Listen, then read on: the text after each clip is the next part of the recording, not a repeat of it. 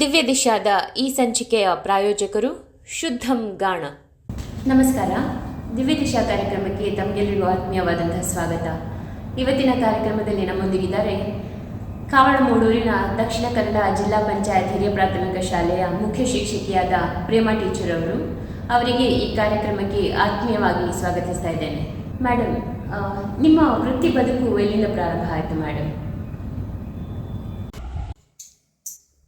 1990ನೇ ಫೆಬ್ರವರಿಯಲ್ಲಿ ಬಂಟ್ವಾಳ ತಾಲೂಕಿನ lower primary ಶಾಲೆ ನೇರಳಕಟ್ಟೆಯಲ್ಲಿ ಪ್ರಥಮವಾಗಿ ಶಿಕ್ಷಕಿಯಾಗಿ ಕಾರ್ಯನಿರ್ವಹಿಸಲು ಪ್ರಾರಂಭಿಸಿದ್ದೆ. ಅಲ್ಲಿ 4.5 ವರ್ಷಗಳನ್ನು ನಿಭಾಯಿಸಿ ಮುಂದೆ ಮಂಗಳೂರಿನ ಬೊಕ್ಕಪಟ್ಟಣ ಶಾಲೆಗೆ ವರ್ಗಾವಣೆಯಾಗಿ ಹೋಗಿ ಅಲ್ಲಿ 14 ವರ್ಷಗಳ ಸೇವೆ ಮುಗಿಸಿ ಪ್ರಾಥಮಿಕ ಶಾಲೆಯಲ್ಲಿ ಅವಕಾಶ ಇದ್ದಂತಹ ಒಂದು ಕ್ಲಸ್ಟರ್ ಸಂಪನ್ಮೂಲ ವ್ಯಕ್ತಿಯಾಗಿ 7 ವರ್ಷ ಕಾಲ ಕರ್ತವ್ಯ ನಿರ್ವಹಿಸಿದ್ದೇನೆ.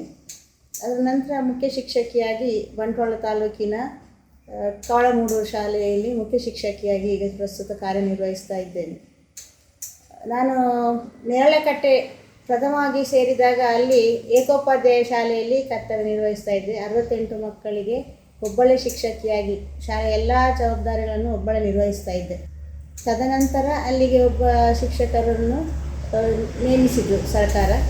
ಹಾಗೆ ಇಬ್ಬರು ಒಂದು ವರ್ಷಗಳ ಕಾಲ ಕರ್ತವ್ಯ ನಿರ್ವಹಿಸಿ ಮುಂದೆ ಮಂಗಳೂರಿಗೆ ವರ್ಗಾವಣೆಗೊಂಡೆ. ಅಲ್ಲಿ 1ರಿಂದ 7ನೇ ತರಗತಿಯವರೆಗೆ ತರಗತಿಗಳಿದ್ದವು. 2001 ಮತ್ತು 2ರಲ್ಲಿ ಇಲಾಖೆ ಶಿಕ್ಷಕರನ್ನು ನೇಮಕಾತಿ ಮಾಡಿದರು. ಮತ್ತು ಹೊಸ ಕಾರ್ಯಕ್ರಮಗಳನ್ನು ಸರ್ಕಾರ ನೀಡಿತ್ತು. ಅದರಲ್ಲಿ ಮಕ್ಕಳಿಗೆ ಬಿಸಿ ಊಟ ಮಾಡಿಕೊಡುವಂಥದ್ದು ಮತ್ತು ನಲಿಕಲಿ ಶಿಕ್ಷಣ. ನಲಿಕಲಿ ಶಿಕ್ಷಣ ಅಂದರೆ ಏನು? ನಲಿಕಲಿ ಶಿಕ್ಷಣ ಅಂದರೆ ಸರ್ಕಾರಿ ಶಾಲೆಗಳಲ್ಲಿ ಮಾತ್ರ ಇರುವಂಥದ್ದು. 1ರಿಂದ 3ನೇ ತರಗತಿಯ ವಿದ್ಯಾರ್ಥಿಗಳನ್ನು ಒಂದೇ ತರಗತಿಯಲ್ಲಿ ಒಬ್ಬ ಶಿಕ್ಷಕಿ 80 ನಿಮಿಷಗಳ ಅವಧಿಯಲ್ಲಿ ಪಾಠ ಬೋಧನೆಯನ್ನು ಮಾಡುವಂಥದ್ದು. ಇದರಲ್ಲಿ 5 ಗುಂಪುಗಳನ್ನಾಗಿ ಮಾಡಿ ಶಿಕ್ಷಕರು ಬೇರೆ ಬೇರೆ ಗುಂಪಿನಲ್ಲಿ ಮಕ್ಕಳನ್ನು ಕುತ್ಕೊಳಿಸಿ ಪಾಠವನ್ನು ಹೇಳಿಕೊಡಬೇಕಾಗ್ತದೆ. ನಿಜವಾಗಿಯೂ ಈ ತರಗತಿಗಳು ಶಾಲೆಯಲ್ಲಿ ಕಡಿಮೆ ವಿದ್ಯಾರ್ಥಿಗಳಿದ್ದ ಶಾಲೆಗಳಲ್ಲಿ ಇದು ಅನುಕೂಲ ಆಗ್ತಿತ್ತು.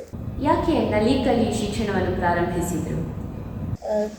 ಅನೇಕ ಸರ್ಕಾರಿ ಶಾಲೆಗಳಲ್ಲಿ ಹಳ್ಳಿಗಳಲ್ಲಿ ವಿದ್ಯಾರ್ಥಿಗಳ ಸಂಖ್ಯೆ ಕಡಿಮೆ ಇರ್ತದೆ. ಆಗ ಶಿಕ್ಷಕರನ್ನು ಶಾಲೆಗೆ ನೇಮಿಸಲಿಕ್ಕೆ ಅಸಾಧ್ಯ ಆಗ್ತದೆ. ಹಾಗಾಗಿ ಆ ಶಾಲೆಗಳಲ್ಲಿ ನಲಿಕಲಿ ಪದ್ಧತಿಯನ್ನು ತಂದದ್ದು ಮೊದಲಿಗೆ. ಅದು ಏನಾಗ್ತದೆ ಅಂದರೆ 20 ಅಥವಾ 25 ವಿದ್ಯಾರ್ಥಿಗಳಿಗೆ ಮಾತ್ರ ಒಂದು ತರಗತಿಯಲ್ಲಿ ಶಿಕ್ಷಕಿಗೆ ಪಾಠ ಬೋಧಿಸಲಿಕ್ಕೆ ಸಾಧ್ಯ ಆಗ್ತದೆ. ಹೆಚ್ಚಾದ ಶಿಕ್ಷಕರಿಗೆ ಅದೊಂದು ಹೊರೆ ಅಂತ ಅನ್ನಿಸ್ತದೆ. ಅಂದರೆ ಎಲ್ಲ ಬೇರೆ ಬೇರೆ ಹಂತದಲ್ಲಿರೋ ಕಲಿಕಾ ಮಟ್ಟದಲ್ಲಿರೋ ಮಕ್ಕಳನ್ನು ಓರ್ವ ಶಿಕ್ಷಕಿ 80 ನಿಮಿಷಗಳ ಕಾಲ ನಿಭಾಯಿಸಬೇಕಾಗ್ತದೆ. ಏನು ನಲಿಕಲಿ ಶಿಕ್ಷಣದ ಪ್ರಯೋಜನ ಏನು, ಹಾಗೆಯೇ ಅಪ್ರಯೋಜನಗಳೇನು? ಪ್ರಯೋಜನ ಅಂತ ಹೇಳಿದ್ರೆ ಶಿಕ್ಷಕರ ಕೊರತೆ ಇರುವಲ್ಲಿ ಮಕ್ಕಳನ್ನು 1ರಿಂದ 3ನೇ ತರಗತಿಯ ಮಕ್ಕಳನ್ನು ಒಟ್ಟಿಗೆ ಪಾಠ ಬೋಧನೆ ಮಾಡಲಿಕ್ಕೆ ಆಗ್ತದೆ. ಆದರೆ ಅದರಲ್ಲಿ ಏನಂತ ಹೇಳಿದ್ರೆ, ಒಂದು ವಿಧದಲ್ಲಿ ನೋಡುವಾಗ ಒಂದೇ ಮಟ್ಟದಲ್ಲಿ ನಾವು ಇತರ ತರಗತಿಗಳಲ್ಲಿ ಒಂದೇ ಮಟ್ಟದಲ್ಲಿ ಪಾಠ ಬೋಧನೆಯನ್ನು ಮಾಡ್ತೇವೆ. ಒಂದು ಮಗುವಿಗೆ ಅಕ್ಷರ ಜ್ಞಾನದ ಕೊರತೆ ಇರ್ಬೋದು, ಅಥವಾ ಒಂದು ಮಗು ಆ ನಿಗದಿತ ಪಾಠಾಂಶಗಳನ್ನು ಮುಗಿಸಿ ಅವನು ಮುಂದೆ ಹಂತಕ್ಕೆ ಬಂದಿರ್ಬೋದು. ಆಗಿರುವಾಗ ಅಲ್ಲಿ ಶಿಕ್ಷಕರು ಏನು ಮಾಡ್ತಾರೆ, ವೈಯಕ್ತಿಕ ಗಮನ ಕೊಡಲಿಕ್ಕೆ ಆಗ್ತದೆ. ಶಿಕ್ಷಕರಿಗೆ ಮಗು ಯಾವ ಹಂತದಲ್ಲಿದ್ದೆ ಅಂತೇಳಿ ಪರೀಕ್ಷಿಸಿಕೊಂಡು ಆ ಮಗುವಿಗೆ ಯಾವ ರೀತಿಯ ನೆರವು ಬೇಕು ಅಂತೇಳಿ ಕೊಡಲಿಕ್ಕೆ ಆಗ್ತದೆ. ಅಲ್ಲಿ ಗೆಳೆಯರ ಸಹಾಯ ಕೂಡ ಇದೆ. ಶಿಕ್ಷಕಿ ಒಂದು ಗುಂಪಿನಲ್ಲಿ ಶಿಕ್ಷಕಿ ಇದ್ದುಕೊಂಡು ಬೋಧನೆ ಮಾಡ್ತಾ ಇರ್ತಾರೆ. ಕೆಲವು ಗುಂಪುಗಳಲ್ಲಿ ವಿದ್ಯಾರ್ಥಿಗಳೇ ಸ್ವತಃ ಅವರಿಗೆ ಕೊಟ್ಟಂತಹ ಕಾರ್ಡುಗಳು, ಚಟುವಟಿಕೆ ಪುಸ್ತಕಗಳನ್ನು ನೋಡಿಕೊಂಡು ಅವರೇ ಚಟುವಟಿಕೆಗಳನ್ನು ಮಾಡ್ತಾ ಇರ್ತಾರೆ. ಆದರೆ ತೀರಾ ಕಲಿಕೆಯಲ್ಲಿ ಕೊರತೆ ಇರುವ ಮಕ್ಕಳಿಗೆ ಪುನಃ ಅಲ್ಲಿ ಗೆಳೆಯರ ಸಹಾಯದಿಂದಲೂ ಪಾಠ ಕಲಿಕೆ ಆಗ್ತಾ ಇರ್ತದೆ ಆ ಮಕ್ಕಳಿಗೆ. ಅಪ್ರಯೋಜನಗಳು ಅಂದರೆ ಮಕ್ಕಳಿಗೆ ನಮ್ಮಲ್ಲಿ ಶಿಸ್ತಿನ ಕೊರತೆ ಅಂತ ಹೇಳಿ ಅನ್ನಿಸ್ತದೆ. ಅಂದರೆ ಅವರ ಶಿಕ್ಷಕಿ 20-25 ಮಕ್ಕಳಿಗೆ ಏಕಕಾಲದಲ್ಲಿ ಪಾಠ ಬೋಧನೆಯನ್ನು ಮಾಡಬೇಕಾಗೋದ್ರಿಂದ ಸ್ವಲ್ಪ ಶಿಕ್ಷಕರಿಗೆ ಸಹ ಹೊರೆ ಅಂತ ಅನ್ನಿಸ್ತದೆ ಅದು. ಮತ್ತು ಮಕ್ಕಳು ಒಂದು ಕಡೆ ಕೂತ್ಕೊಂಡಿರೋದು ಅವರು ಸ್ವತಂತ್ರವಾಗಿ ತಿರುಗಾಡಿಕೊಂಡಿದ್ದು ಸ್ವಕಲಿಕೆ, ಸಂತಸದಾಯಕ ಕಲಿಕೆ ಅಂತೆಲ್ಲ ಹೇಳ್ತೇವೆ ನಾವು. ಅದು ಕೂಡ ಎಲ್ಲ ಒಂದು ಕೊರತೆ ಅಂತ ಅನಿಸ್ತದೆ ನಮಗೆ ಅದನ್ನು ನೋಡುವಾಗ. ಈಗಿನ ಮಕ್ಕಳ ಸಂಖ್ಯೆಯನ್ನು ನೋಡಿದರೆ ಪ್ರಸ್ತುತ ನಿಮ್ಮ ಶಾಲೆಯಲ್ಲಿ 106 ಮಕ್ಕಳಿದ್ದಾರೆ ಅಂತ ಹೇಳ್ತೀರಿ. ಈ ಸರ್ಕಾರಿ ಶಾಲೆಗಳಲ್ಲಿ ಮಕ್ಕಳ ಸಂಖ್ಯೆಯನ್ನು ಹೇಗೆ ಜಾಸ್ತಿ ಮಾಡ್ಬೋದು ಮೇಡಮ್? ಈಗ ಹೆಚ್ಚಿನ ಶಾಲೆಗಳಲ್ಲಿ ಇಂಗ್ಲೀಷ್ ಮಾಧ್ಯಮವನ್ನು ಪ್ರಾರಂಭಿಸ್ತಾ ಇದ್ದಾರೆ. ಅದು ಊರಿನವರ ಒಂದು ಅನಿಸಿಕೆ ಮೇಲೆ ಬಿಟ್ಟಿದೆ. ಯಾಕೆಂತೇಳಿದ್ರೆ ಊರಿನವರಿಗೆ ಬೇಕು ಅಂತ ಹೇಳಿದರೆ ಶಿಕ್ಷಕರನ್ನು ಅವರೇ ಕೊಡಬೇಕಾಗ್ತದೆ. ಇಲಾಖೆ ಅಲ್ಲಿ ನಮ್ಮ ಹತ್ರ ಷರತ್ತುಗಳನ್ನು ಹಾಕಿ ಅವರು ಇಂಗ್ಲೀಷ್ ಮಾಧ್ಯಮವನ್ನು ಆಂಗ್ಲ ಮಾಧ್ಯಮ ಪ್ರಾರಂಭಿಸಬೇಕು ಅಂತ ಹೇಳ್ತಾರೆ. ಕಟ್ಟಡವನ್ನು ಕೊಡೋದಿಲ್ಲ ಅವರು, ಶಿಕ್ಷಕರನ್ನು ಕೊಡೋದಿಲ್ಲ, ಮತ್ತು ಯಾವುದೇ ಅನುದಾನವನ್ನು ನಾವು ಸರ್ಕಾರದಿಂದ ಕೇಳುವ ಹಾಗೆ ಇಲ್ಲ. ಊರಿನವರ ಶಾಲಾಭಿವೃದ್ಧಿ ಸಮಿತಿ STMC ಅಂತ ಹೇಳಿದ್ದೆ ಸರ್ಕಾರಿ ಶಾಲೆಗಳಲ್ಲಿ. STMC ಅವರು ಸಮುದಾಯದವರು ಸೇರಿ ಅವರೇ ಶಿಕ್ಷಕರ ನೇಮಕಾತಿ ಮಾಡಬೇಕು. ಅವರಿಗೆ ಗೌರವಧನವನ್ನು ಕೂಡ ಅವರೇ ಕೊಡಬೇಕಾಗ್ತದೆ. ಈಗ ಕೆಲವೊಂದು ಮೂಲಭೂತ ಸೌಕರ್ಯಗಳು, ಫಾರ್ ಎಕ್ಸಾಂಪಲ್ ಈಗ ಕಂಪ್ಯೂಟರ್ ಅಂತ ಹೇಳ್ಬೋದು, ಅದಕ್ಕೆಲ್ಲ ನಿಮಗೆ ಸರ್ಕಾರದಿಂದ ಅನುದಾನ ಬರ್ತಾ ಇಲ್ಲ ಅಂತ ಹೇಳ್ತೀರಿ. ಈ ಕಂಪ್ಯೂಟರ್ಗಳು ಅಥವಾ ಇನ್ನಿತರ ಮೂಲಭೂತ ಸೌಕರ್ಯಗಳನ್ನು ಹೇಗೆ ಪ್ರೊಕ್ಯೂರ್ ಮಾಡ್ತೀರಿ ನೀವು? ಅದು ಕೂಡ ಹಾಗೆ STMC ಅವರ ಸಹಕಾರ, ಊರ ದಾನಿಗಳ ಸಹಕಾರ, ಕೆಲವು ಸಂಘ ಸಂಸ್ಥೆಗಳು ಉದಾರವಾಗಿ ಕೊಡುವಂತ. ಯಾಕೆ ಅದು ಸರ್ಕಾರದಿಂದ ಬರ್ತಾ ಇಲ್ಲ? ಸರ್ಕಾರ ಅಂದ್ರೆ ಅಷ್ಟು ಮೊತ್ತದ ಅನುದಾನ ಅವರು ಕೊಡ್ತಾ ಇಲ್ಲ ಈಗ. ಅಂದ್ರೆ ಅನುದಾನ ಬರ್ತದೆ, ಸಾಕಷ್ಟು ಅನುದಾನ ಬರ್ತದೆ, ಅದೇ ಮೂಲಭೂತ ಸೌಕರ್ಯಗಳನ್ನು ನಮ್ಗೆ ಅದರಲ್ಲಿ ಪೂರೈಸಿಕೊಳ್ಳಿಕ್ಕೆ ಸಾಧ್ಯ ಆಗ್ತಾ ಇಲ್ಲ. ಹಾಗೆಯೇ ಈಗ 100ರಿಂದ 120 ಮಕ್ಕಳು ಕಲಿಯುವಂತಹ ಈ ಶಾಲೆಯಲ್ಲಿ ಸರಿಯಾಗಿ ಕ್ಲೀನಿಂಗಿಗೆ ಒಬ್ಬರು ಹೆಲ್ಪರ್ ಇಲ್ಲ ಅಂತ ಹೇಳ್ತೀರಿ. ಯಾಕೆ ಹೆಲ್ಪರ್ಗಳನ್ನು ಯಾಕೆ ಗೊತ್ತು ಮಾಡ್ತಾ ಇಲ್ಲ ಸರ್ಕಾರ? ಅದರ ಬಗ್ಗೆ ಏನು ಹೇಳಲಿಕ್ಕೆ ಆಗೋದಿಲ್ಲ ನಮಗೆ. ಮೊದಲು ನಾವೆಲ್ಲ ಸಣ್ಣ ಮಕ್ಕಳಾಗಿರುವಾಗ, ವಿದ್ಯಾರ್ಥಿಗಳಾಗಿರುವಾಗ ನಮ್ಮ ಶಾಲೆಗಳಲ್ಲಿ ಒಬ್ರು ಇದ್ರು, ಅಟೆಂಡರ್ ಅಂತ ಹೇಳಿ ಇದ್ರು ಒಬ್ರು ಅಕ್ಕ. ಆದರೆ ಈಗ ಇತ್ತೀಚಿನ ದಿನಗಳಲ್ಲಿ ಯಾವ ಸರ್ಕಾರಿ ಶಾಲೆಗಳಲ್ಲಿ ಇಲ್ಲ ಅಂತ ವ್ಯವಸ್ಥೆಗಳಿಲ್ಲ. ಸರ್ಕಾರಿ ಶಾಲೆಗಳಿಂದ ಹೇಳಿಲ್ಲ, ದೊಡ್ಡ ದೊಡ್ಡ ಕಚೇರಿಗಳಲ್ಲೂ ಕೂಡ ಅಂಥದ್ದೊಂದು ವ್ಯವಸ್ಥೆಗಳಿಲ್ಲ. ಅವರು ಹೊರಗಿನಿಂದಲೇ ವ್ಯಕ್ತಿಗಳನ್ನು ನೇಮಿಸಿಕೊಂಡು ಮಾಡಬೇಕಾಗ್ತದೆ. ನೇಮಿಸಿಕೊಳ್ತಾರೆ. ಮುಖ್ಯ ಶಿಕ್ಷಕಿಯಾಗಿ ನಿಮ್ಮ ಅನುಭವ ಏನು ಮೇಡಮ್? ಮುಖ್ಯ ಶಿಕ್ಷಕಿಯಾಗಿ ಹೊರೆ ಜಾಸ್ತಿ ಅಂತ ಅನಿಸ್ತದೆ. ಯಾಕೆಂತ ಹೇಳಿದರೆ ಈಗಿನ ಇಲಾಖೆಯ ಕೆಲವು ಆ್ಯಕ್ಟಿವಿಟಿಗಳೆಲ್ಲ ಮೊಬೈಲಲ್ಲೇ ಮಾಡಬೇಕಾಗ್ತದೆ. ಅಂದರೆ ತಾಂತ್ರಿಕವಾಗಿ ಮಾಡಬೇಕು, ನಾವು ಮ್ಯಾನ್ಯಲ್ ಆಗಿ ಕೂಡ ಮಾಡಬೇಕು. ಅದಕ್ಕಾಗಿ ಒಂದು ಜನ ಬೇಕು ಅಂತ ಅನಿಸ್ತದೆ. ಟೆಕ್ನಿಕಲ್ ಸಪೋರ್ಟ್ ಕೂಡ ಯಾರೂ ಇಲ್ಲ ಅಂತ ಹೇಳಿ. ಪ್ರಾಥಮಿಕ ಶಾಲೆಗಳಲ್ಲಿ ಮುಖ್ಯ ಶಿಕ್ಷಕರೇ ವಿಷಯ ಬೋಧನೆಯನ್ನು ಸಹ ಮಾಡಬೇಕಾಗ್ತದೆ. ಕನಿಷ್ಠ ಪಕ್ಷ 3 ಸಬ್ಜೆಕ್ಟ್ ಆದರೂ ಪಾಠ ಮಾಡಬೇಕಾಗ್ತದೆ. ಮತ್ತು ಇಲಾಖೆಯ ತರಬೇತಿಗಳಿರ್ತದೆ, ಸಭೆಗಳಿರ್ತದೆ, ಪೋಷಕರನ್ನು ಸಹ ನೋಡಿಕೊಳ್ಬೇಕಾಗ್ತದೆ. ಹಾಗಾಗಿ ಆಡಳಿತಾತ್ಮಕವಾಗಿ ಕೂಡ ಕರ್ತವ್ಯ ನಿರ್ವಹಿಸೋದ್ರಿಂದ ಮುಖ್ಯ ಶಿಕ್ಷಕರಿಗೆ ಹೊರೆ ಅಂತಲೇ ಅನಿಸ್ತದೆ. ಇಲಾಖೆ ಈ ಎಲ್ಲ ಕೆಲವು ಚಟುವಟಿಕೆಗಳನ್ನು ಕಡಿಮೆ ಮಾಡಿದರೆ ಆಗ್ಬೋದು ಅಂತ ಅನಿಸ್ತದೆ. ಅಥವಾ ನಾವೀಗ ಕೇಳ್ತಾ ಇದ್ದೇವೆ, ನಮ್ಮ ಕ್ಲಸ್ಟರ್ ಹಂತಗಳಲ್ಲಿ ಒಬ್ಬ ಡಾಟಾ ಆಪರೇಟರನ್ನು ಕೊಡಿ, ವೈಫೈ ಕನೆಕ್ಷನ್ ಮಾಡಿಕೊಟ್ಟು ಕ್ಲಸ್ಟರ್ ಸೆಂಟರ್ಗಳಲ್ಲಿ ಒಬ್ಬ ಡಾಟಾ ಆಪರೇಟರ್ನ ಇಟ್ಟರೆ ಎಲ್ಲ ಶಾಲೆಗಳವರು ಸಹಾಯ ಪಡಿಬೋದು ಅಂತೇಳಿ. ಮುಖ್ಯ ಶಿಕ್ಷಕರಿಗೆ ಈಗಿನ ಈ ಟೆಕ್ನಾಲಜಿಗಳ ಬಗ್ಗೆ ತರಬೇತಿ ಕೂಡ ಇರುವುದಿಲ್ಲ ಅಲ್ಲ. ಹಾಗಾಗಿ ಈಗ ಸರ್ಕಾರಿ ಶಾಲೆ ಆದರೂ ಕೂಡ ನಾನು ಹಲವಾರು ಮಕ್ಕಳನ್ನು ನೋಡಿದೆ, ತುಂಬ ಪ್ರತಿಭಾನ್ವಿತ ಮಕ್ಕಳಿದ್ದಾರೆ. ಅವರಿಗೆ ನೀವು ಹೇಗೆ ಪ್ರೋತ್ಸಾಹ ಕೊಡ್ತೀರಿ? ಮಕ್ಕಳನ್ನು ನಮ್ಮ ಪಾಠ ಬೋಧನೆಯ ಜೊತೆಯಲ್ಲಿ ಅವರಿಗೆ ಬೇಕಾದಷ್ಟು ತರಬೇತಿಗಳನ್ನು ಕೊಡ್ತಾ ಇರ್ತೇವೆ. ಕೆಲವು ಮಕ್ಕಳಲ್ಲಿ ಸ್ವಪ್ರತಿಭೆ ಇರ್ತದೆ, ಅದನ್ನು ನಾವು ಒಂದು ಬೆಳೆಸಬೇಕಾಗ್ತದೆ ಅವರಲ್ಲಿ, ಅಥವಾ ಶಿಕ್ಷಕರೇ ತರಬೇತಿ ಕೊಡಬೇಕಾಗ್ತದೆ. ಈಗ ಪ್ರತಿಭಾ ಕಾರಂಜಿ ಅಂತ ಸ್ಪರ್ಧೆಗಳಲ್ಲಿ ಭಾಗವಹಿಸಬೇಕಾದ್ರೆ ನಾವು ಹೆಚ್ಚಿನ ಒಂದು ಅವರಿಗೆ ತರಬೇತಿಯನ್ನು ಕೊಟ್ಟು ಸ್ಪರ್ಧೆಗಳಲ್ಲಿ ಭಾಗವಹಿಸುವಂತೆ ಮಾಡಬೇಕಾಗ್ತದೆ. ನಾವು ಪೋಷಕರ ಸಹಕಾರ ಸ್ವಲ್ಪ ಕಡಿಮೆ. ಯಾಕೆಂತೇಳಿದ್ರೆ ಸರ್ಕಾರಿ ಶಾಲೆಯ ಪೋಷಕರು ಸ್ವಲ್ಪ ಮಕ್ಕಳ ಕಲಿಕೆಯ ಬಗ್ಗೆ ಗಮನವನ್ನು ಹೆಚ್ಚು ಕೊಡುವುದಿಲ್ಲ ಅವರು. ಹಾಗಾಗಿ ನಮಗೆ ಅದೊಂದು ಸ್ವಲ್ಪ ಹೊರೆ ಅಂತಲೇ ಅನಿಸ್ತದೆ. ಇನ್ನು ನಿಮಗೆ ಎಷ್ಟು ವರ್ಷ ಸರ್ವಿಸ್ ಇದೆ ಮೇಡಮ್? ಇನ್ನು ನನಗೆ 20 ತಿಂಗಳುಗಳ ಸೇವೆ ಬಾಕಿ ಇದೆ. ನನಗೆ 2026 ಮೇ ತಿಂಗಳಿಗೆ ನನ್ನ ಸೇವಾವಧಿ ಮುಕ್ತಾಯ. ನಿಮ್ಮ ಇಷ್ಟು ವರ್ಷದ ಸರ್ವಿಸ್ನಲ್ಲಿ ನಿಮಗೆ ಅವಿಸ್ಮರಣೀಯ ಅನುಭವ ಏನಾದರೂ ಆಗಿದೆಯಾ? ಅವಿಸ್ಮರಣೀಯ ಘಟನೆ ಅಂತ ಹೇಳಿದರೆ, ನಾನು ಮೊದಲಿದ್ದಂತಹ ಬೊಕ್ಕಪಟ್ಟಣ ಶಾಲೆ, ಅದು ದೊಡ್ಡ ಶಾಲೆ, ಅಲ್ಲಿ ನಾನು ಹೋಗುವ ಸಂದರ್ಭದಲ್ಲಿ ಒಂದು 300 ಚಿಲ್ಲರೆ ವಿದ್ಯಾರ್ಥಿಗಳಿದ್ದರು. ಅದು ಅಲ್ಲಿ ನಮಗೆಲ್ಲ ಒಂದು ಒಳ್ಳೆ ಅವಕಾಶ ಇತ್ತು. ಬೇಕಾದಷ್ಟು ಸಾಕಷ್ಟು ಶಿಕ್ಷಕರಿದ್ದರು, ಊರ ದಾನಿಗಳು ಮತ್ತು ಶಿಕ್ಷಣಾಭಿಮಾನಿಗಳ ಸಹಕಾರ ಕೂಡ ತುಂಬ ಇತ್ತು ಅಲ್ಲಿ. ಈಗಲೂ ಇದೆ ಆ ಶಾಲೆಗೆ. ಹಾಗಾಗಿ ಅಲ್ಲಿ ನಾವು ಎಲ್ಲ ಥರದ ಚಟುವಟಿಕೆ ಮಕ್ಕಳಿಗೆ ತರಬೇತಿಗೊಳಿಸೋದಾಗಲಿ, ಸ್ಪರ್ಧೆಗಳಿಗೆ ಭಾಗವಹಿಸೋದಾಗಲಿ ಅಲ್ಲಿ ತುಂಬ ಖುಷಿ ಪಟ್ಟಿದ್ದೆ ನಾನು. ನನ್ನ ಒಂದು 36-37 ವರ್ಷದ ಸೇವಾ ಅವಧಿಯಲ್ಲಿ ಅಲ್ಲಿ ಒಂದು ಸ್ವಲ್ಪ ಸಂತೋಷವಾಗಿ ನಾವು ನಮ್ಮ ಎಲ್ಲ ಒಂದು ಸಂಬಳ ಪಡೆದುಕೊಂಡದಕ್ಕೆ ತೃಪ್ತಿಯಲ್ಲಿ ನಾವು ಕಲಿಸ್ತಾ ಇದ್ದೇವೆ. ಅದರ ನಂತರ ಈಗ ಶಿಕ್ಷಕರಿಗೆ ನನ್ನನ್ನು ಸೇರಿಸಿದಂತೆ 2001-2ರಲ್ಲಿ ಸರ್ವ ಶಿಕ್ಷಣ ಅಭಿಯಾನ ಬಂದ ಮೇಲೆ ಸ್ವಲ್ಪ ನಮಗೆ ಹೊರೆ ಅಂತ ಅನಿಸ್ಲಿಕ್ಕೆ ಪ್ರಾರಂಭಿಸಿದೆ. ಈಗ ಸರ್ವ ಶಿಕ್ಷಣ ಅಭಿಯಾನ ಅಂತ ಹೇಳಿದ್ರಿ, ಅದರಲ್ಲಿ ಏನೇನು ಕಾರ್ಯಕ್ರಮಗಳಿವೆ? ಶಿಕ್ಷಣ ಅಭಿಯಾನದಲ್ಲಿ ಸಾಕಷ್ಟು ಕಾರ್ಯಕ್ರಮಗಳಿವೆ.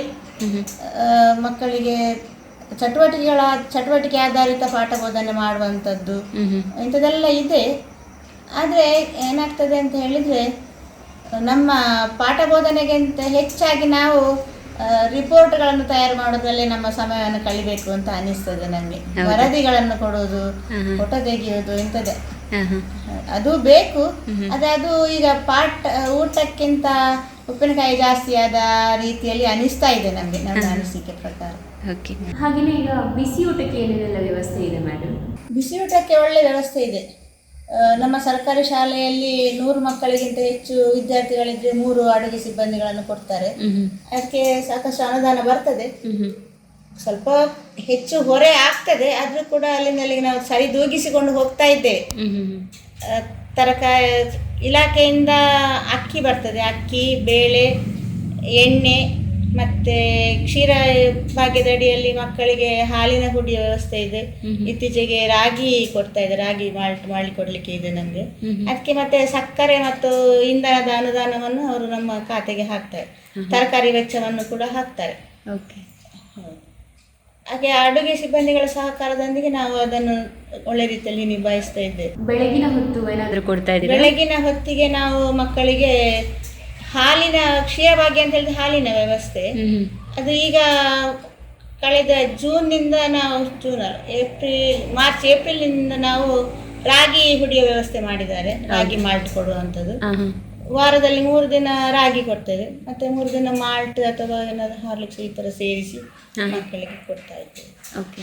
ಈಗ ನಾನು ಕೇಳಿದ ಹಾಗೆ ನೀವು 4-5 ಶಾಲೆಯಲ್ಲಿ ಕೆಲಸ ಮಾಡಿ ಅನುಭವವಿರುವಂಥವರು, ನೀವು ಕೂಡ ಒಂದು ಶಾಲೆಯಿಂದ ವರ್ಗಾವಣೆಯಾಗಿ ಇನ್ನೊಂದು ಶಾಲೆಗೆ ಹೋದವರು.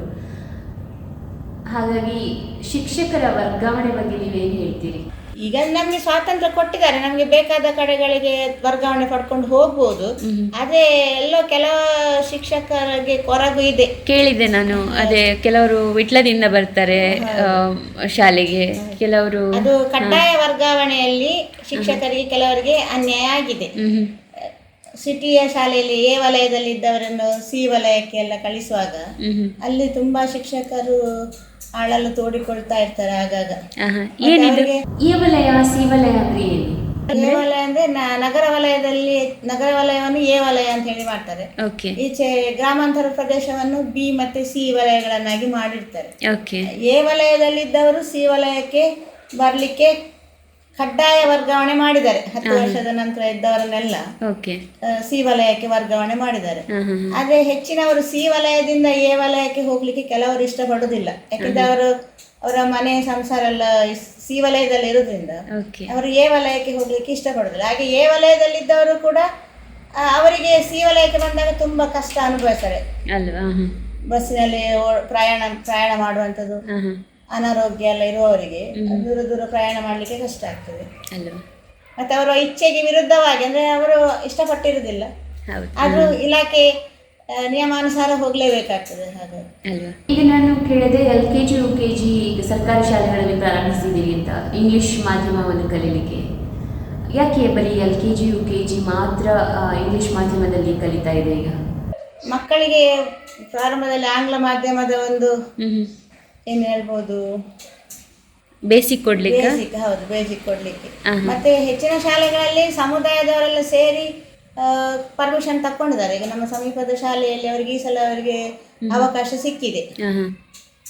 1ನೇ ತರಗತಿಯಿಂದಲೇ ಇಂಗ್ಲಿಷ್ ಬೋಧನೆ ಪ್ರಾರಂಭಿಸಬಹುದು ಅಂತ ಹೇಳಿ. ಅದು ಕೆಲವು ಶಾಲೆಗಳಿಗೆ ಸರ್ಕಾರ ಅನುಮತಿ ಕೊಡ್ತದೆ. ಹಾಗೆ ಅನುಮತಿ ಕೊಟ್ಟ ಶಾಲೆಗಳಲ್ಲಿ ಅದನ್ನು ಮುಂದುವರಿಸಲಿಕ್ಕೆ ಆಗ್ತದೆ. ಈಗ ಮಧ್ವ ಶಾಲೆಯವರಿಗೆ ಅನುಮತಿ ಸಿಗಲಿಲ್ಲ. ಹಾಗೆ ಬೇರೆ ಶಾಲೆಯವರು ಅನುಮತಿ ಪಡ್ಕೊಂಡು ಈಗ 1,000 ಶಾಲೆಗಳಿಗೆ ಅನುಮತಿಯನ್ನು ಕೊಟ್ಟಿದೆ ಸರ್ಕಾರ. ಹೋದ ವರ್ಷವೂ ಕೂಡ 1,000 ರಾಜ್ಯದಲ್ಲಿ 1,000 ಶಾಲೆಗಳಿಗೆ ಅನುಮತಿಯನ್ನು ಕೊಟ್ಟಿದೆ. Okay okay. ಹಾಗೆಯೇ ನಿಮ್ಮ ಶಾಲೆಯಲ್ಲಿ ಕೆಲವು ಶಿಕ್ಷಕರು ಇರುವಂಥದ್ದು ಹೇಗೆ ನಿಭಾಯಿಸ್ಕೊಂಡು ಹೋಗ್ತೀರಿ ಮೇಡಮ್? ಹೊಂದಾಣಿಕೆ ಮಾಡಿಕೊಂಡು ನಾವು ನಿಭಾಯಿಸಬೇಕಾಗ್ತದೆ. ಎಲ್ಲ ತರಗತಿ ಬೋಧನೆಯನ್ನು ಮಾಡಬೇಕಾಗ್ತದೆ.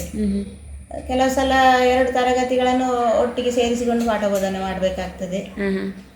ಅದು ಕಷ್ಟ ಅಂತ ಅನ್ಸುದಿಲ್ವಾ? ಯಾಕಂದ್ರೆ ಒಬ್ಬರಿಗೆ ಬೇರೆ ಬೇರೆ ಲೆಸನ್ 2 ಕ್ಲಾಸಿಗೂ ಕೂಡ ಹೇಗೆ ಮ್ಯಾನೇಜ್ ಮಾಡ್ತೀರಿ? ಮ್ಯಾನೇಜ್ ಅಂದರೆ ಕೆಲವು ಸಲ ಶಿಕ್ಷಕರ ಇದರ ಮೇಲೆ ಹೋಗಿತ್ತು, ಸಾಮರ್ಥ್ಯದ ಮೇಲೆ. ಕೆಲವು ಸಲ ಒಂದು ತರಗತಿಗೆ ಒಂದು ವಿಷಯವನ್ನು ಬೋಧನೆ ಮಾಡಿ ನಂತರ ಇನ್ನೊಂದು ತರಗತಿಗೆ ಬೋಧನೆ ಮಾಡುವಂಥದ್ದು, ಹಾಗೆ ಮಾಡಬೇಕಾಗ್ತದೆ. ಯಾಕೆ ಸರ್ಕಾರ ಸರಿಯಾದ ಶಿಕ್ಷಕರನ್ನು ನೇಮಿಸ್ತಾ ಇಲ್ಲ? ಇಲಾಖೆಯ ನಿಯಮ ಪ್ರಕಾರ 30 ವಿದ್ಯಾರ್ಥಿಗಳಿಗೆ ಒಬ್ಬ ಶಿಕ್ಷಕರು ಅಂತ ಹೇಳಿ ಇರುವಂಥದ್ದು. ಆ ಅನುಪಾತಕ್ಕನುಸಾರವಾಗಿ ಶಾಲೆಗಳಲ್ಲಿ ಮಕ್ಕಳು ಇಲ್ಲದಿರುವಾಗ ಶಿಕ್ಷಕರನ್ನು ಇಲಾಖೆ ಕೊಡ್ತಾ ಇಲ್ಲ. ಮಕ್ಕಳ ಅನುಪಾತದ ಮೇಲೆ ಶಿಕ್ಷಕರ ನೇಮಕ ಆಗ್ತಾ ಇದೆ. ಹಾಗಾಗಿ ಆದರೂ ಕೂಡ ಒಂದು ಕ್ಲಾಸ್ ಆದರೂ ಒಂದು ಮಗುವಾದರೂ ಕೂಡ ಸಬ್ಜೆಕ್ಟ್ ಬೇರೆ ಬೇರೆ ಆಗಿರ್ತದಲ್ಲ ಮೇಡಮ್, ಹೇಗೆ ಅದನ್ನು ಕಷ್ಟಕರ ಅಂತ ಅನಿಸೋದಿಲ್ವಾ? ಕಷ್ಟಕರ ಅನಿಸ್ತದೆ, ಆದರೆ ಏನು ಮಾಡುವಾಗಿಲ್ಲ ಅಲ್ಲ. ತುಂಬ ಅನೇಕ ಶಾಲೆಗಳಲ್ಲಿ ಇದೇ ಪರಿಸ್ಥಿತಿ ಇದೆ, ಹೆಚ್ಚಿನ ಶಾಲೆಗಳಲ್ಲಿ. ಈಗ ಅಂದರೆ ಇದು ನಮ್ಮ ಸರ್ಕಾರಿ ಶಾಲೆ ಅಂತ ಹೇಳಿಲ್ಲ, ಅನುದಾನಿತ ಶಾಲೆಗಳ ಸಮಸ್ಯೆ ಕೂಡ ಇದೇ ಆಗಿರ್ತದೆ. ಅನುದಾನಿತ ಶಾಲೆಯವರು ಏನು ಮಾಡ್ತಾರೆ ಅಂತ ಹೇಳಿದ್ರೆ, ಅವರು ಮ್ಯಾನೇಜ್ಮೆಂಟಿನವರು ಅವರೇ ವ್ಯವಸ್ಥೆ ಮಾಡಿಕೊಂಡು ಶಿಕ್ಷಕರನ್ನು ನೇಮಕ ಮಾಡ್ತಾರೆ. ಮತ್ತು ಕೆಲವು ಶಾಲೆಗಳಲ್ಲಿ ಸರ್ಕಾರದಿಂದ ಸಂಬಳ ಪಡ್ಕೊಳ್ಳೋ ಶಿಕ್ಷಕರೇ ತಮ್ಮ ಸಂಬಳದಿಂದ ಅವರಿಗೆ ಗೌರವ ವೇತನವನ್ನು ಕೊಟ್ಟು ಶಿಕ್ಷಕರನ್ನು ನೇಮಿಸಿಕೊಂಡಿರ್ತಾರೆ. ಹೌದಾ? ಇನ್ನು ನಿವೃತ್ತಿ ನಂತರ ನಿಮ್ಮ ಮುಂದಿನ ಯೋಚನೆಗಳೇನು? ಮುಂದೆ ವೃತ್ತಿಯನ್ನು ಮುಂದುವರಿಸ್ತೀರಾ? ಆಸೆ ಇದೆ. ಅನುಕೂಲ ಆದ ಏರಿಯಾ ಸಿಕ್ಕಿದ್ರೆ ಹೋಗುವ ಅಂತ ಹೇಳಿದ್ದೆ. ನನ್ನ ಗೆಳೆಯರೊಬ್ಬರು ಅಲ್ಲಿ ಮಂಗಳೂರಲ್ಲಿ ಒಂದು ಶಾಲೆಯಲ್ಲಿ ಅವರಿಗೆ ಮುಖ್ಯ ಶಿಕ್ಷಕಿಯಾಗಿ ಕೆಲಸ ಮಾಡ್ತಾ ಇದ್ದಾರೆ, ಅನುದಾನಿತ ಶಾಲೆಯಲ್ಲಿ. ಅಲ್ಲಿ ಎಲ್ಲ ಶಿಕ್ಷಕರು ಕೂಡ ಗೌರವ ಶಿಕ್ಷಕರಾಗಿ ಇರುವಂಥದ್ದು. ಹಾಗಾಗಿ ಇವರು ಕೂಡ ಮುಖ್ಯ ಶಿಕ್ಷಕರು ಕೂಡ ಗೌರವ ಶಿಕ್ಷಕಿಯಾಗಿ ಅಲ್ಲಿ ಕರ್ತವ್ಯ ನಿರ್ವಹಿಸ್ತಾ ಇದ್ದಾರೆ. ಅಂತ ಅವಕಾಶಗಳು ಸಿಕ್ಕಿದ್ರೆ ಹೋಗುವ ಇಚ್ಛೆ ಇದೆ. Thank you madam, thank you so much. ನಿಮ್ಮ ಅತ್ಯಮೂಲ್ಯ ಸಮಯವನ್ನು ನಮಗೋಸ್ಕರ ಮೀಸಲಿಟ್ಟಿದ್ದಕ್ಕಾಗಿ ನಿಮಗೆ ಅನಂತ ಧನ್ಯವಾದಗಳು. Thank you so much.